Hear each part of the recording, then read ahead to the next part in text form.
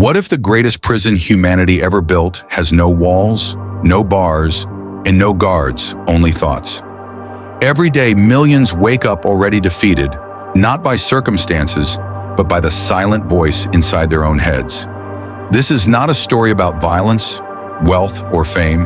This is a story about control, the kind you never see, the kind that shapes destinies quietly. Tonight, we follow one man's journey through the battlefield of his own mind, where fear, doubt, and memory collide, and where the difference between failure and freedom is not strength, but thought. Evan was not born weak. He was not born strong either. Like most people, he was born neutral, a blank slate filled with potential. As a child, he learned early that silence was safer than speaking, that obedience earned approval, and that mistakes carried consequences heavier than lessons. Teachers corrected him, adults rushed him, society trained him. Slowly, unknowingly, Evan began collecting invisible rules about who he was allowed to be. These rules became habits, habits became beliefs, and beliefs over time became a quiet cage he would not recognize until much later. By his early 20s, Evan's life looked normal from the outside. A routine job, predictable days, a future that felt safe. But inside, his thoughts were loud and relentless. Every idea met resistance. Every dream was questioned before it could breathe. His mind replayed old failures with perfect clarity, while hope arrived blurred and uncertain. He believed he was being realistic. In truth, he was being controlled, not by people, not by systems, but by a mental loop that convinced him safety was survival and ambition was danger. One night, after another day that felt identical to the last, Evan noticed something unsettling. He had not made a single conscious decision all day. His actions were automatic, his reactions rehearsed, his thoughts predictable. That realization hit harder than any failure ever had. He wasn't tired, he was programmed. Somewhere along the way, he had surrendered authorship of his own mind.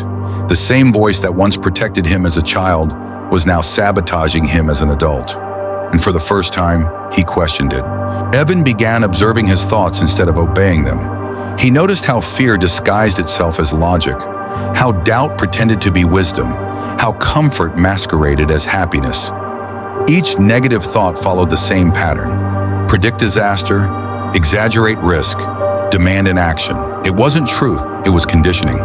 This realization was terrifying because it meant the limits of his life were self-installed, but it was also liberating. If thoughts were learned, they could be challenged. And if challenged, they could be replaced. The change did not happen overnight. Some days Evan slipped back into old mental habits. The mind resists losing control. It prefers familiarity over growth. But Evan kept going. He trained his thoughts the way one trains a muscle, through repetition, awareness, and discomfort. He replaced automatic doubt with deliberate intention. He learned that confidence is not the absence of fear, but the refusal to obey it. Slowly, the prison walls began to crack, not because the world changed, but because his perception did. As Evan's thinking evolved, so did his behavior. He spoke when he once stayed silent. He tried when he once hesitated. Failure still came, but it no longer defined him. His mind stopped replaying the past and started preparing for the future. He realized something critical. Thoughts do not just describe reality, they create it. Every action begins as an idea. Every outcome begins as a belief. Control the thought, and you influence the result. Lose control of the thought, and life decides for you. What Evan discovered is something few people are ever taught. The mind is a tool, but it does not come with instructions. Left unchecked, it becomes a weapon turned inward. But trained with awareness, it becomes the sharpest weapon you will ever own. Society teaches obedience, not mastery. Reaction, not reflection. Distraction, not discipline. Those who never question their thoughts live trapped by them. Those who do gain an advantage that looks like confidence, but is actually clarity. Years later, Evan understood the truth he once feared. The world never imprisoned him. His thoughts did. And the same thoughts that once limited him were now building him. He did not eliminate fear. He reframed it. He did not silence doubt. He interrogated it.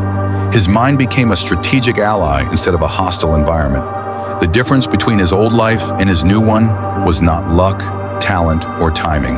It was control. Quiet, intentional, relentless control.